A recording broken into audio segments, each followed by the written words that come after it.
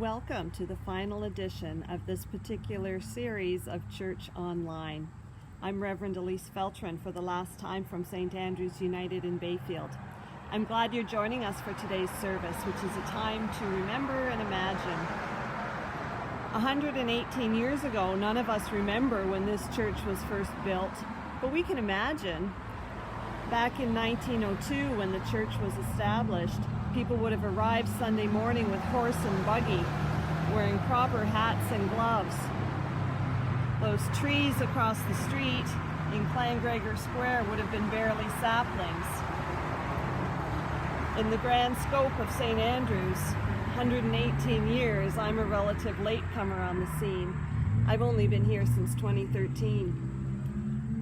But for many generations, I can imagine the faithful people who have been gathering in this church.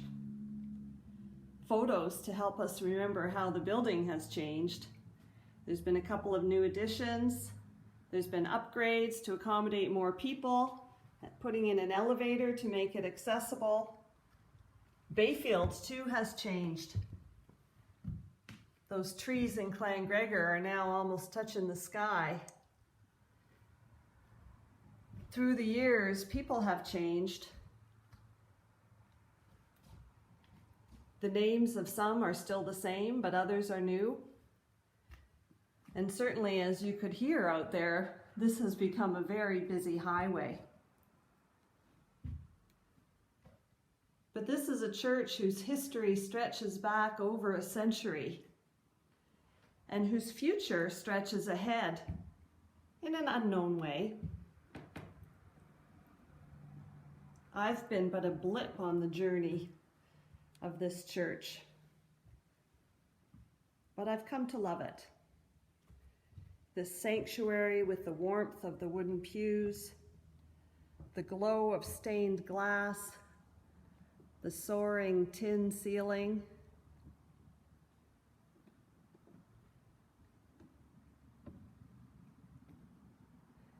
here's a reminder of our time together as we talk about remembering and imagining.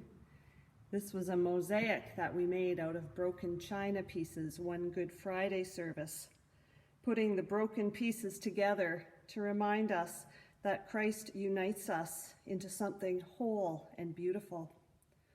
This same Christ who inspired our ancestors, who beckons us faithfully forward. We light a Christ candle each week to remind us of Christ's light that never dims or fades, that never wavers, that burns brightly, if sometimes differently, in each generation.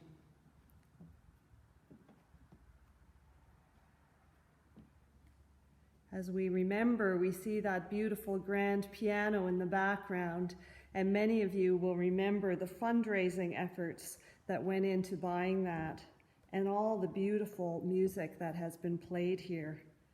Not only the anthems and hymns, but the concerts and the events, musical offerings that uplift praises to God, and our always mighty choir of dedicated folk who love to sing. And then, of course, there's the organ.